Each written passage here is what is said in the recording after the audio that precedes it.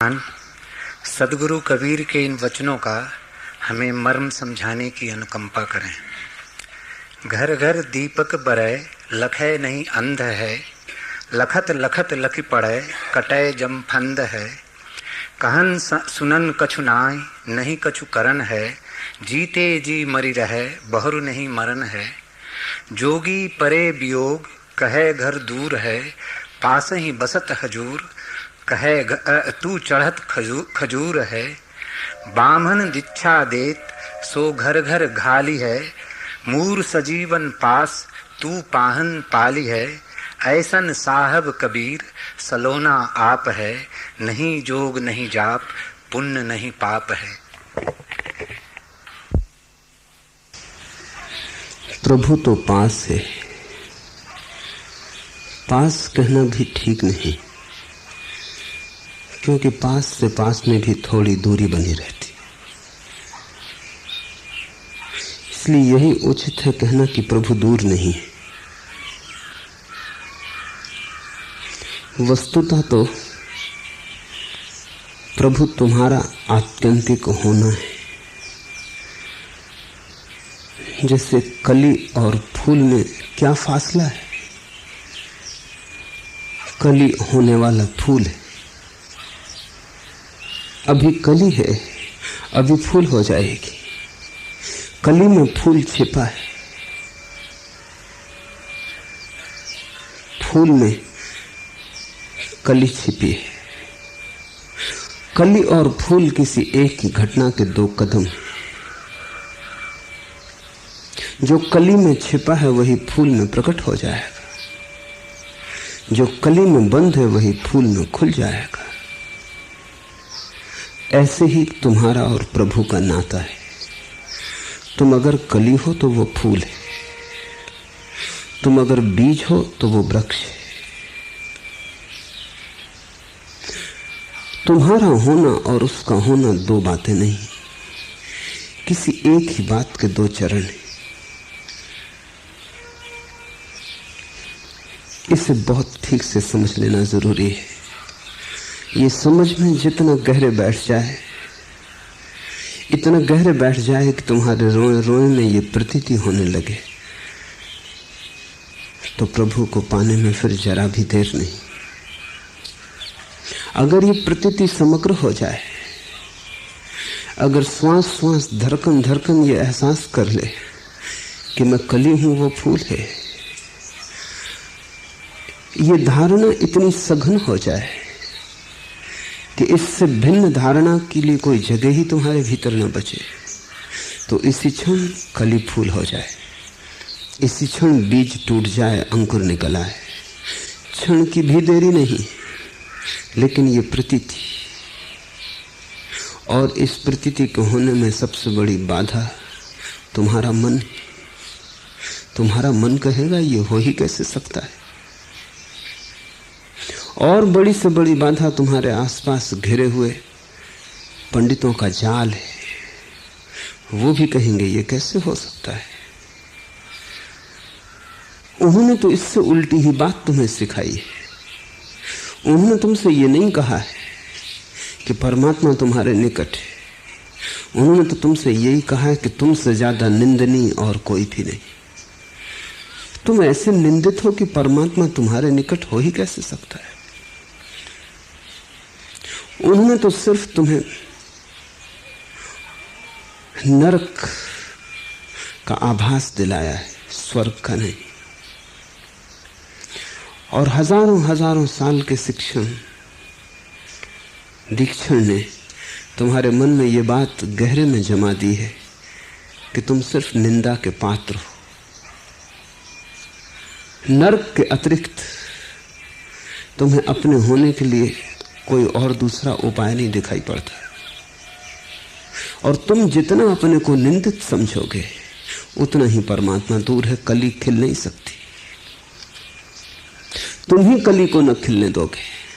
तुम्हारे निंदा का भाव ही कली के खिलने में सबसे बड़ी बाधा बन जाएगी। और उन्होंने कैसी सरल सीधी बातों को निंदित कर दिया है कि बड़ी कठिनाई है। कल एक युवक आया, युवक है तो स्वभाव था वासना जगेगी। कुछ आश्चर्यजनक नहीं है, न जगे तो ही आश्चर्यजनक है। युवक हो और अगर वासना न जगे तो उसका अर्थ यही हुआ कि कहीं ना कहीं शरीर में, मन में कुछ कमी रह गई, कहीं कोई बात चूक गई।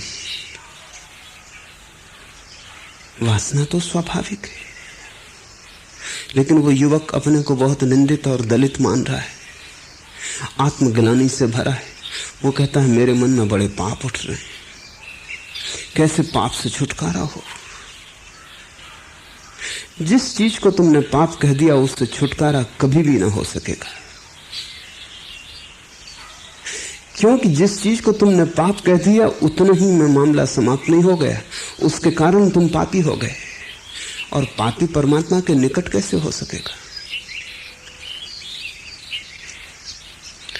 थोड़ा सा भोजन में रस है तो पाप, थोड़ा कपड़ा पहनने में रस है तो पाप, थोड़ी ज्यादा देर सो जाते हो सुबह तो पाप। सब तरफ से पाप खड़ा कर दिया निंदकों ने। जहर फैलाने वालों का बड़ा लंबा इतिहास है, उन्होंने सब तरफ तुम्हें निंदित कर दिया है। उसके पीछे कारण है, तुम जितने निंदित हो जाओ उतने ही पंडित पूजित हो जाते। गणित है, तुम जितने निंदित हो जाओ उतना ही पंडित पूजित हो जाता है, क्योंकि वो सुबह 5 बजे उठता है और तुम नहीं उठ पाते। वो ब्रह्म मुहूर्त में उठता है, वो उपवास करता है, तुम नहीं कर पाते। त्यागी त्याग करता है, तुम नहीं कर पाते।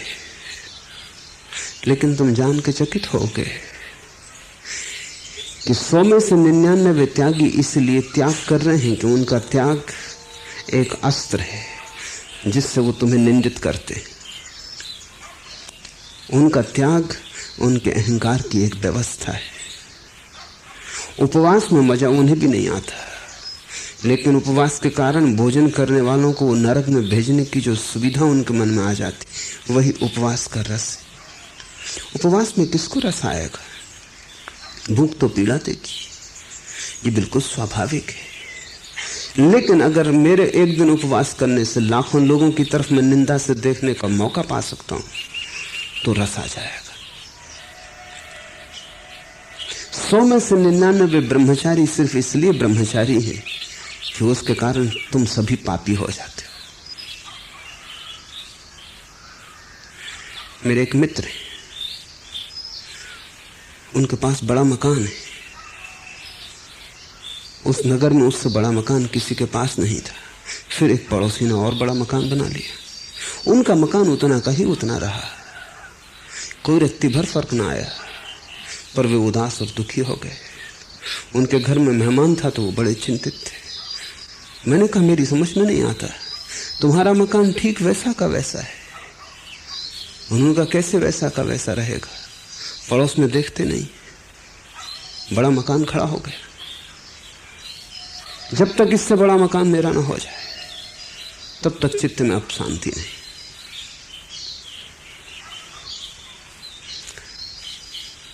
दूसरे को निंदित करना हो तो एक ही उपाय है कि तुम जिस बात को निंदा करते हो उसको स्वयं ना करो। और सरल से उपाय है कि कोई आदमी विवाह नहीं करता तो गैर विवाहित रह के विवाहित लोगों को, सारी दुनिया विवाहित लोगों की निंदित हो जाती, उसके अहंकार की कोई सीमा नहीं रहती। अब ये युवक जो मेरे पास कल आया वो कहता है कि बड़े पाप में पड़ा हूं, इससे छुटकारा दिलाएं। पाप कहां है? जो स्वाभाविक है उसमें कोई पाप नहीं। और ध्यान रखने की बात तो यह है कि अगर तुमने पाप समझा तो कभी छूट ना पाओगे, अगर छूटना चाहा तो कभी छूट ना पाओगे। और अगर तुमने प्रभु की अनुकंपा समझी, इसे भी, इसके द्वारा भी तुम प्रभु को पास ले आए, दूर न किया। जरा सूक्ष्म ठीक से समझ लेना। अगर तुमने कहा पाप है तो कितनी बातें घट रही हैं तुम्हें पता नहीं है। किसी चीज को पाप कहा तो तुम पापी हो गए, किसी चीज को पाप कहा तो पूरी प्रकृति पापी हो गई, क्योंकि उसी प्रकृति से वो पाप जन्मा है। और किसी चीज को अगर पाप कहा तो बहुत गौर से देखना, परमात्मा भी पापी हो गया, क्योंकि उसके बिना इस जगत में कुछ भी घट नहीं सकता है। वही बनाता है और पाप बनाता है, पापी हो गया। जॉर्ज गुरजिएफ कहा करता था कि सभी धर्म परमात्मा के खिलाफ है, और ये बात सच है, क्योंकि जितनी चीजों को तुम पाप कह रहे हो उतने ही अंशों में परमात्मा की भी निंदा कर रहे हो। अगर तुमने एक चीज की भी निंदा की तो तुमने उसके साथ पूरे अस्तित्व को निंदित कर दिया, और ये सब उसी का खेल, ये सब उसी के रूप है। वो भी निंदित हो गया, फासला बहुत भारी हो गया, अब तुम कभी ना पहुंच पाओगे। और अगर तुमने अपनी वासना को भी उसका ही खेल समझा, उसने ही दिया है तो जरूर कोई राज होगा। शायद यही राज हो कि वासना में तुम्हें फेंके और तुम न फेंको, वासना में तुम्हें धकाए और तुम उबर आओ, वासना में तुम्हें उतारे और तुम अतिक्रमण कर जाओ, यही राज होगा। लेकिन तब ये पाप नहीं, तब ये शिक्षण हुआ, तब ये पाप नहीं है, तब ये परमात्मा की अनुकंपा हुई। जैसे कि सोने को आग में फेंको तो निखर के वापस आता है, ऐसा परमात्मा तुम्हें संसार में फेंकता है कि तुम निखर के वापस आ जाओ। आग की निंदा मत करो, परमात्मा की अनुकंपा को खोजो, तत्क्षण तुम पाओगे वो पास से कली खुलने लगी। बुरे से बुरे में भी उसी का हाथ जिसने देख लिया वही साधु है। लेकिन जिसको तुम साधु कहते हो वो अच्छे से अच्छे में बुराई खोज लेते। एक साधु मुझे मिलने आए, वो थोड़े चकित हुए। जिस मकान में मैं रहता था उन दिनों बड़ा बगीचा था, उसके आसपास बड़े फूल खिले थे। उन्होंने कहा आप, और मैं पौधों को पानी दे रहा था, आप और फूलों में आपका रस है। फूल में तो कोई पाप नहीं दिखाई पड़ता, लेकिन उन्होंने कहा आप और फूलों में रस। आप जैसे व्यक्ति को तो सभी राग रंग से विमुक्त होना चाहिए। फूल भी राग रंग है तो अगर बहुत गौर से देखो तो फूल भी काम वासना का ही हिस्सा है। अगर तुम वैज्ञानिक से पूछो तो वो बताएगा कि फूल खिलता है तो फूल में जो मध्य में छिपे हुए कण हैं, उन कणों को वो कण उसके वीरी कण, मधुमक्खियों, मक्खियों और तितलियों के पंखों में लगा के उन कणों को वो दूसरे फूलों के पास भेज रहा है। वो फूल खुद तो नहीं चल सकता, इसलिए मादा को नहीं खोज सकता, तो उसने एक तरकीब निकाली है। वो तरकीब बड़ी कुशल है। वो मधुमक्खी को आकर्षित कर लेता है। मधुमक्खी की उस पर बैठती है तो पैरों में उसके पराग के कण लग जाते। मधुमक्खी के माध्यम से वो अपने वीरी कण भेज रहा है। मधुमक्खी फिर मादा फूल पर बैठेगी और वीरी कण छूट जाएंगे, दो का मिलन हो जाए। गौर से देखो तो फूल भी काम वासना है। अगर गौर से देखो इस संसार में तुम्हें काम वासना के अतिरिक्त कुछ भी दिखाई ना पड़ेगा। सब जगह नर मादा का खेल है। इसलिए जिन्होंने धर्म की बड़ी गहरी खोज की है, जैसे कि हिंदुओं ने बड़ी गहरी खोज की है, तो हिंदुओं ने अपने सभी परमात्मा के रूप के साथ नारी रूप को संयुक्त रखा। तो राम के साथ सीता है, साथ ही नहीं है, राम से भी ज्यादा महत्वपूर्ण। इसलिए हिंदू सीता राम कहते हैं, राम सीता नहीं कहते। सीता को पहले, राधा कृष्ण कहते हैं, राधा को पहले। जैनों को यह बात बहुत अखरती रही कि तुम अपने भगवान के साथ और स्त्री को क्यों खड़ा किए हो। महावीर अकेले खड़े।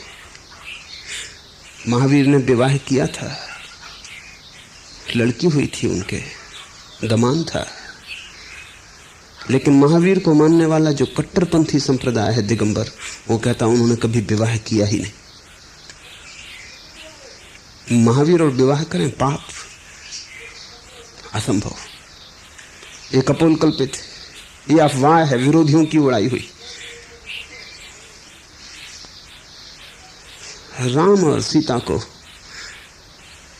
जैन नमस्कार भी नहीं कर सकता, क्योंकि कठिनाई सीता की वजह से। राम को कोई अड़चन नहीं, कर लेता, लेकिन ये सीता माता जो साथ में खड़ी, ये बर्दाश्त के बाहर।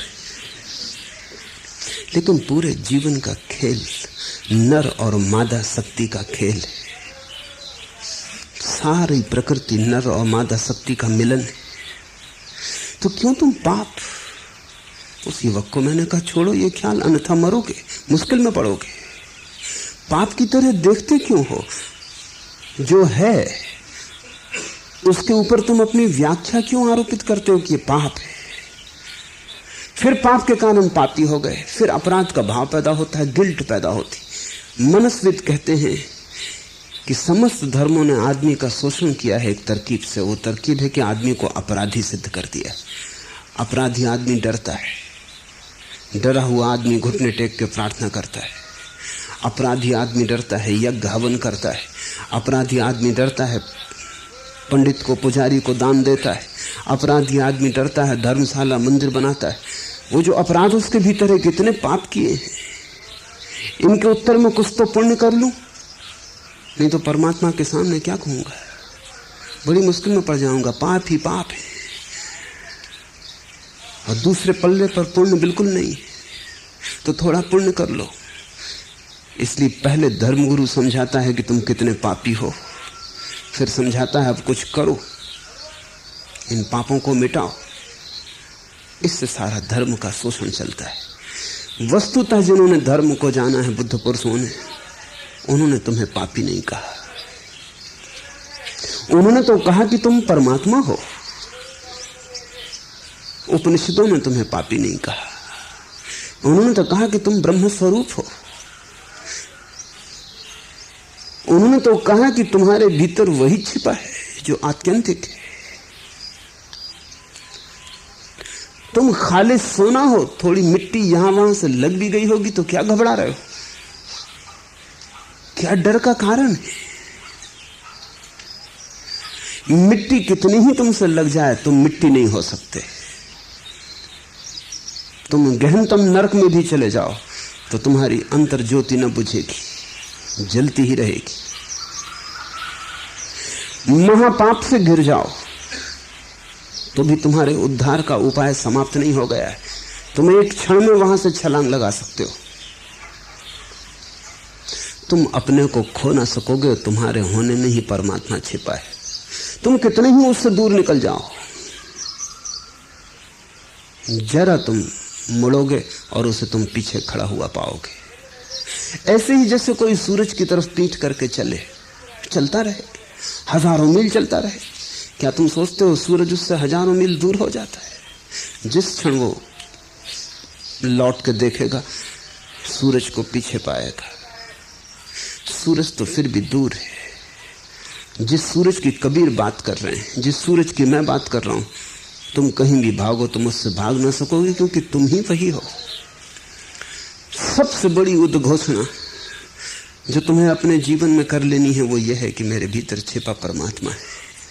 इस उद्घोषणा के साथ ही तुम्हारे पाप धुल जाएंगे। इस उद्घोषणा के साथ ही कांटे झड़ जाएंगे। इस उद्घोषणा के साथ ही तुम पाओगे कि अंधेरा खुद तुमसे डरने लगा। और मजा तो तभी है जब पाप तुमसे डरे। तुम पाप से डरो, मजा नहीं है, जीवन रुग्ण हो गया। मजा तो तभी है जब तुम जहां जाओ वहां रोशनी पहुंच जाए। तुम अंधेरे से भागो, ये बात शोभा नहीं देती। इसलिए कबीर के वचन तुम्हें बड़े क्रांतिकारी मालूम पड़ेंगे। हैं भी जलते हुए अंगारे, जिस हृदय को इन्होंने छू लिया उस हृदय को रूपांतरित कर दिया। इन वचनों से जो बच जाए वो अभागा है। और एक एक शब्द को गौर से सुनना। घर घर दीपक बरे, लखे नहीं अंधे। कबीर कह रहे हैं घर घर में जल रहा है उसका दिया, घर घर में उसी का नूर है। घर घर यानी शरीर शरीर, जल रही उसी की ज्योति। बड़ी मजे की बात है। फिर भी तुम्हें दिखाई नहीं पड़ती, कैसे अंधे हो। और ये अंधापन भी साधारण अंधापन नहीं है। ये अंधापन ऐसा नहीं है कि आंख तुम्हारे पास ना हो, तुम बने हुए अंधे हो। आंख तुम्हारे पास है और बंद किए बैठे हो। अंधे भी होते तो क्षमा के योग्य थे। क्या करोगे? आंख ही नहीं होगी तो तुम भी क्या करोगे? पर आंख है, भीतर की आंख कभी भी अंधी नहीं होती, क्योंकि भीतर की आंख का अर्थ केवल होता है होश की क्षमता। वो तो सभी में है, चैतन्य तो सभी में है, वही भीतर की आंख है। लेकिन तुम बंद किए बैठे हो। न केवल तुम बंद किए बैठे हो, बल्कि तुमने बड़ी श्रद्धा कर ली है अपने अंधेपन पर।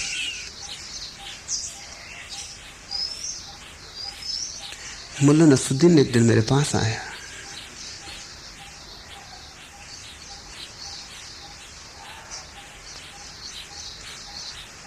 एक तो चश्मा लगाए हुए था, दो हाथ में लिए हुए था। मैं पूछा कि मामला क्या है, इतने चश्मे? उसने कहा कि एक पास देखने के लिए, एक दूर देखने के लिए, और दूसरा तीसरा दो को खोजने के लिए। मैंने कहा तुम एक काम करो, एक चश्मा और खरीदो, तीन कम। उसने कहा चौथा किस लिए? कि तुम सोच के आओ। रात भर सोचता रहा, सुबह आके उसने कहा बहुत सोचा, लेकिन कुछ तीन में बात खत्म हो जाती, चौथी की कुछ समझ में नहीं आती। मैंने कहा भीतर कैसे देखोगे? उसकी तो याद ही नहीं आती। दूर का इंतजाम कर लिया, पास का इंतजाम कर लिया, दोनों चश्मों को खोजने का भी इंतजाम कर लिया, सब इंतजाम तुमने कर लिया, लेकिन बाहर का, भीतर का भी कुछ ख्याल है? और भीतर ही जल रही है रोशनी। और जब तक तुम्हें अपने भीतर की रोशनी ना दिखाई पड़े, जब तक तुम्हें किसी की भी भीतर की रोशनी ना दिखाई पड़ेगी, जब तक तुम अपने को शरीर मानोगे, दूसरे भी तुम्हें शरीर जैसे ही दिखाई पड़ेंगे।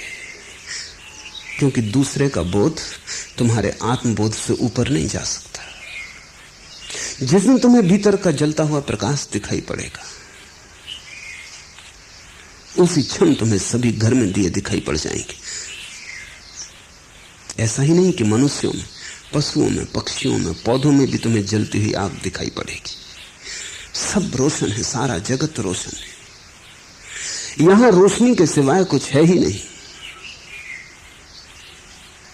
प्रत्येक चीज रोशनी से बनी है। रोशनी मूल आधार है। घर घर दीपक बरे, लखे नहीं अंधे।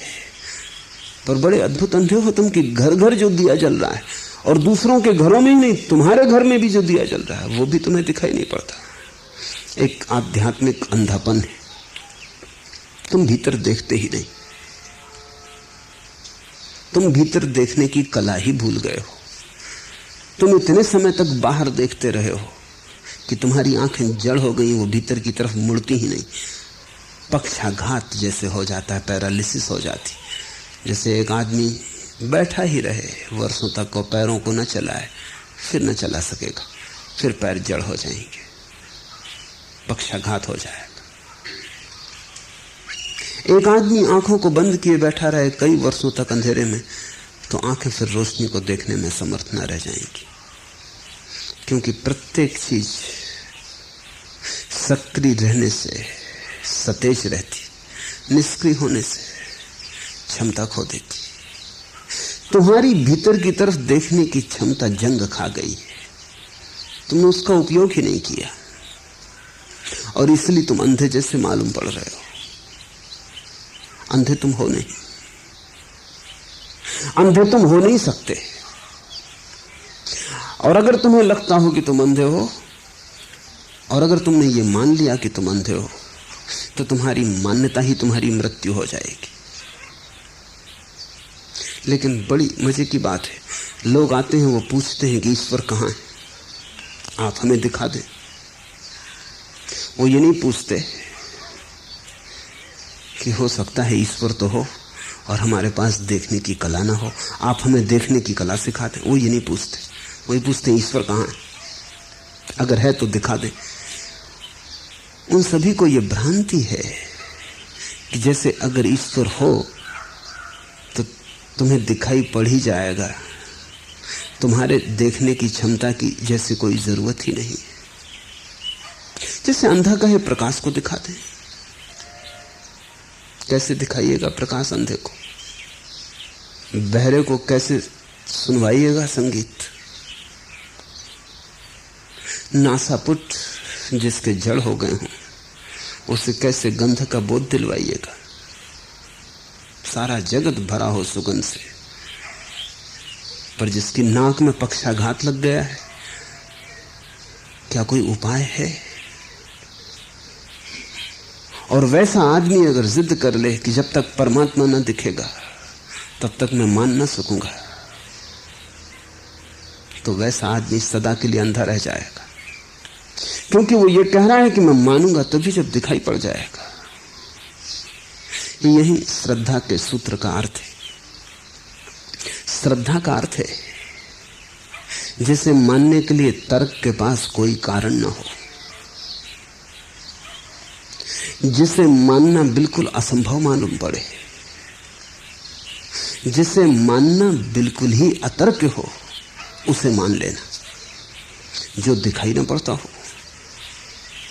जिसका स्पर्श न होता हो, जिसकी गंध न आती हो, और जिसको मानने के लिए कोई भी आधार न हो, उसे मान लेने का नाम है श्रद्धा। लेकिन श्रद्धा बहुमूल्य सूत्र है, वो अंत नहीं है, शुरुआत है। जिसे तुम मान लेते हो उसकी खोज की संभावना शुरू हो जाती है। वैज्ञानिक हाइपोथेसिस निर्मित करते हैं, श्रद्धा हाइपोथेसिस। हाइपोथेसिस का मतलब होता है कि पहले वैज्ञानिक एक सिद्धांत तय करता है, क्योंकि बिना सिद्धांत तय किए तुम जाओगे कहां, खोजोगे कैसे, क्या खोजोगे? खोज की शुरुआत ही ना हो सकेगी। वो सिद्धांत सिर्फ प्रारंभ है, वो कोई अंत नहीं है, लेकिन उससे द्वार खुलता है, उससे संभावना निर्मित होती, फिर आदमी खोजने निकलता है।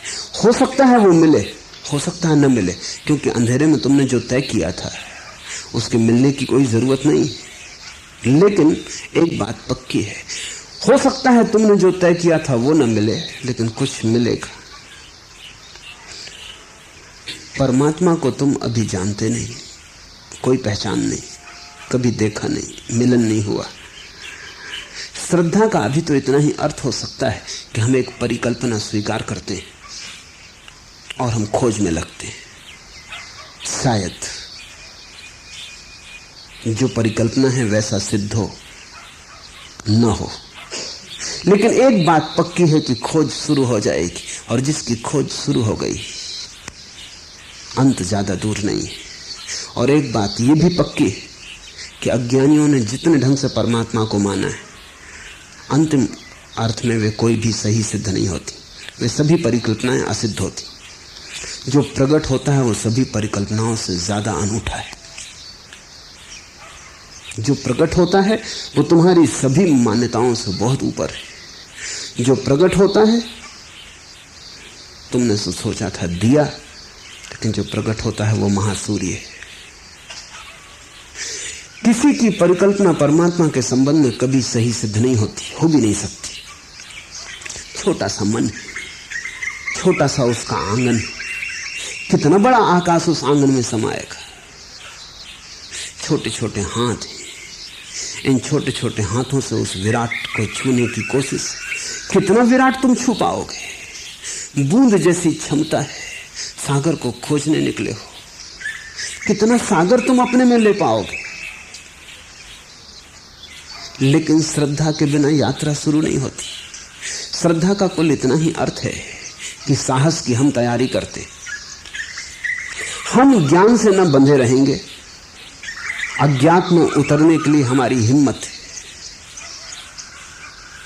हम डरे डरे अपने घर में कैद न रहेंगे, हम खुले आकाश के महाअभियान पर निकलते।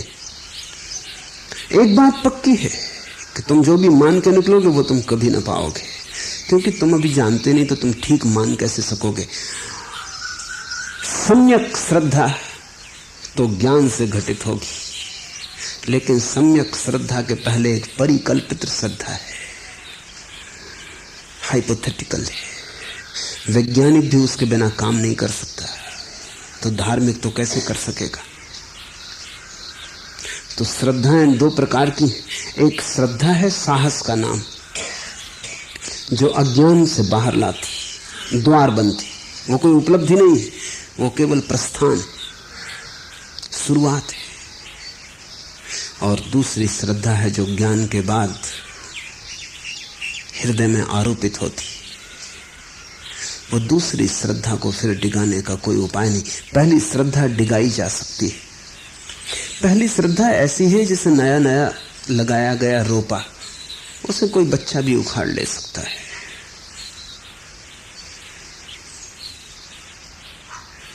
नए रोपे की तो बड़ी सुरक्षा करनी पड़ती, चारों तरफ बागुड़ लगानी पड़ती, देखभाल रखनी पड़ती। एक बार वृक्ष की अपनी जड़ें जमीन को पकड़ लेती हैं, एक बार वृक्ष जमीन के साथ एक हो जाता है, फिर बागुड़ की कोई जरूरत नहीं, फिर बच्चे उसे न उखाड़ पाएंगे, फिर कोई उसे नुकसान न पहुंचा पाएगा, फिर तो वृक्ष बड़ा हो जाएगा, फिर तो सैकड़ों लोग उसके नीचे बैठ के छाया पा सकेंगे। इसलिए प्राथमिक रूप से जब श्रद्धा में कोई उतरता है तब बड़ी सावधानी की जरूरत है, क्योंकि चारों तरफ अंधों की भीड़ है। वो तुमसे कहेगी क्या मान रहे हो, क्या कर रहे हो, पागल हो गए, दिमाग तो ठीक है। वो अंधों की भीड़ बच्चों की तरह वो तुम्हारे पौधे को उखाड़ दे सकती है। प्राथमिक चरण में श्रद्धा को ऐसे ही बचाने की जरूरत पड़ती है जैसे स्त्री गर्भिणी होती है और अपने गर्भ को बचाती, संभल के चलती है, एक एक पैर संभाल के उठाती है, गिर न पड़े, क्योंकि अब एक ही जीवन नहीं, दो जीवन दांव पर लग गए। ऐसे ही जिस दिन तुम्हारे जीवन में श्रद्धा का बीज आरोपित होता है, तुम गर्भ से भर गए। अब परमात्मा ने तुम्हारे भीतर पहला रूप लिया है। बीज वृक्ष की क्या खबर दे सकता है? बीज तो कंकड़ पत्थर जैसा मालूम पड़ता है, इससे फूलों का क्या नाता जोड़ोगे? तो पहली श्रद्धा कभी भी अंतिम श्रद्धा की कोई झलक नहीं दे सकती, लेकिन पहली श्रद्धा के बिना अंतिम श्रद्धा के आने का कोई उपाय नहीं। और पहली श्रद्धा ही तुम्हारे जीवन चिंतना का ढंग बदलेगी, शैली बदलेगी। पहली श्रद्धा का अर्थ होता है, अब तुम ये ना पूछोगे कि परमात्मा है या नहीं, अब तुम ये पूछोगे कि मेरी आंख कैसे सुधर जाए कि अगर वो हो तो मैं उसे देख लूं, और अगर न हो तो उसके न होने को देख लूं, लेकिन आंख मेरी कैसे सुधर जाए। तुम्हारी सारी वृत्ति अब परमात्मा है या नहीं इससे संबंधित ना रही, अब इससे संबंधित हो गई कि मेरी देखने की क्षमता कैसे साफ हो जाए। होगा तो देख लेंगे, न होगा तो न होना देख लेंगे, लेकिन अब बिना देखे ना रहेंगे। जिसने ये तय कर लिया कि अब अंधे ना रहेंगे, अब आंख चाहिए, बिना देखे ना रहेंगे, अब दर्शन चाहिए। घर घर दीपक बरे, लखे नहीं अंधे, लखत लखत लख पड़े, कटे जमफंदे। और जिसने देखने की कोशिश की, लखत लखत लख पड़े। सब देखते देखते देखते एक दिन दिखाई पड़ जाता है, क्योंकि वो तो मौजूद है, सिर्फ आंख की कमी है। ये शब्द बड़े बहुमूल्य हैं, लखत लखत लख पड़े। ऐसा देखते ही रहोगे, खोजते ही रहोगे, टटोलते ही रहोगे, इस कोने उस कोने, इस दिशा में उस दिशा में, इस आयाम उस आयाम, रुकोगे ना, देखते ही रहोगे, खोजते ही रहोगे। तो देखते देखते देखते एक दिन अचानक आंख खुल जाती है। आंख तो है, सिर्फ उपयोग न करने से बंद पड़ी। अंधे तुम हो नहीं, अंधा कोई भी नहीं है, अंधे भी अंधे नहीं। अंधे को भी परमात्मा दिखाई पड़ सकता है, क्योंकि बाहर की आंख का कोई सवाल नहीं, भीतर की ज्योति की बात है। लखत लखत लख पड़े कटे जमफंदे, और जैसे ही वो दिखाई पड़ जाता है वैसे ही मृत्यु का पास कट जाता है। फिर मरने वाला कोई भी ना बचा। जिसने परमात्मा को एक झलक भी पाली उसने अमृत की झलक पाली। परमात्मा यानी अमृत, तुम यानी मृत्यु। तुम जब तक समझते हो कि तुम ही हो, परमात्मा नहीं, तब तक तुम मृत्यु के फंदे में हो। जिस दिन तुमने पाया कि मैं नहीं हूं, परमात्मा है, उसी क्षण कटे जम फंदे। लेकिन देखते देखते देखते दिखाई पड़ता है। ऐसे ही जैसे कभी तुम भरी दोपहरी में लंबी यात्रा करके घर लौटे, धूप से आंखें चकमका गई, धूप ने आंखों को थका डाला है, धूप ने आंखों को बुरी तरह आक्रमित किया है, क्योंकि धूप हमला करती आंख पर। हर क्षण बाहर की रोशनी आंख पर चोट करती। थके मांदे, धूप से थके हारे तुम घर लौटे हो। अंधेरा मालूम पड़ता है, घर में कुछ दिखाई नहीं पड़ता। आंखें इतनी थक गई और धूप की इतनी आदी हो गई कि जो धीमी सी शांत रोशनी है घर के भीतर, ये दिखाई नहीं पड़ती। लेकिन अगर तुम शांत होके, शिथिल होके लेट गए, बैठे रहे थोड़ी देर, लखत लखत लख पड़े, धीरे धीरे आंख शांत रोशनी के लिए राजी हो जाती, फिर से पा लेती है अपनी ऊर्जा विश्राम से। धूप ने थकाया था, वो थकान मिट जाती। धीरे धीरे कमरे में रोशनी ज्यादा होने लगती। कमरा वही है, रोशनी उतनी ही है, सिर्फ तुम्हारी आंख बदल रही है। अब आंख की क्षमता प्राप्त हो रही, अब कमरे में तुम्हें परिपूर्ण रोशनी दिखाई पड़ने लगती। चोर अंधेरे घर में भी देख लेता है। तुम अपने घर में न चल सको, चोर तुम्हारे घर में बड़ी शान से चल लेता है। तुम दिन में भी चलते हो तो चीजों से टकरा जाते हो। तुम्हारे पराये घर में जहां चोर कभी नहीं आया, वहां वो इतना देख के चलता है, संभल के चलता है कि तुम्हारी जमाई हुई चीजों से नहीं टकराता। अंधेरे में चोर को धीरे धीरे दिखाई पड़ने लगता है।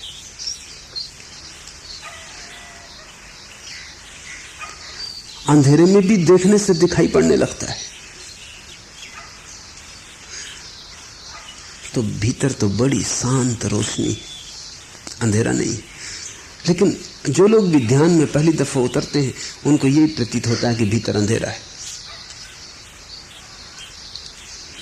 लोग मुझसे आके कहते हैं कि आप कहते हैं रोशनी, हम आंख बंद करते हैं, सिवाय अंधेरे के कुछ दिखाई नहीं पड़ता। तुम रोशनी से थके हुए आए हो, जन्मों जन्मों तक धूप से आक्रांत। थोड़ा समय चाहिए, लखत लखत लख पड़े। थोड़ा बैठो भीतर, थोड़ा विश्राम करो, जल्दी मत करो। अभी तुम्हारी आंखों को भीतर की रोशनी के साथ तालमेल बिठाना पड़ेगा। जब तालमेल बैठ जाएगा तब तुम देख पाओगे। तब एक अनूठी रोशनी का दर्शन होता है, जो रोशन तो है लेकिन जलाती नहीं। यहूदियों की बड़ी पुरानी कथा है कि हजरत मूसा जब सिनाई के पर्वत पर गए तो अचानक उन्होंने आवाज सुनी कि जूते उतार दे, क्योंकि ये पवित्र भूमि। तो डर के उन्होंने जूते उतार दिए, आगे बढ़े तो उन्होंने एक झाड़ी में आग को जलते देखा। वो बड़े हैरान हो गए। वो बड़ा चमत्कारी अनुभव था। आग तो जल रही थी और झाड़ी जल नहीं रही थी। आग में तो लपटें निकल रही थी, झाड़ी हरी की हरी थी। यहूदियों को बड़ी मुश्किल है ये समझाने में कि इसका क्या मतलब होगा। इसका मतलब बाहर की किसी कथा से नहीं, इसका मतलब भीतर की आंख से है। भीतर एक ऐसी आग है जो जलती है और जलाती नहीं। एक बड़ी ठंडी रोशनी है, ठंडी आग, बर्फ जैसी ठंडी और आग जैसी उज्जवल। जब तुम भीतर जाओगे तो बाहर की रोशनी से इस रोशनी का गुणधर्म अलग है, इसलिए तुम्हारे पास नई आंखें चाहिए जो इसे देख सके। और तुम्हें अपनी आंखों को धीरे धीरे धीरे धीरे समायोजित करना होगा। ध्यान की सारी प्रक्रियाएं और कुछ भी नहीं है सिवाय इसके कि तुम्हारी बाहर देखने के लिए जो आदत बनी है आंखों की, उसमें एक नई आदत को प्रवेश करवा दें कि तुम भीतर देखने में धीरे धीरे कुशल हो जाओ। कुछ करना नहीं है। अगर तुम शांत बैठ के रोज भीतर देखते रहो, कितना ही अंधेरा हो, अंधेरे को ही देखते रहो। अंधेरे को भी देखते देखते देखते तुम एक दिन पाओगे कि अंधेरा कम होने लगा, एक धीमी सी रोशनी आने लगी। अगर तुम देखते ही गए तो एक नई रोशनी का जगत प्रारंभ हो जाता है। लखत लखत लख पड़े कटे जमफंदे, कहन सुनन कछु नहीं, कहन सुनन कछु नहीं, ना ही कछु करन है। कबीर कहते हैं न तो कुछ कहने को है उस संबंध में, क्योंकि जो भी कहो वो गलत हो जाता है, जो भी कहो वो गलत है। क्योंकि भाषा तो बाहर की है और अनुभव भीतर का है, तालमेल नहीं बैठता। जो भी कहो गलत हो जाता है। सब शास्त्र गलत हो गए, सब ज्ञानी गलत हो गए।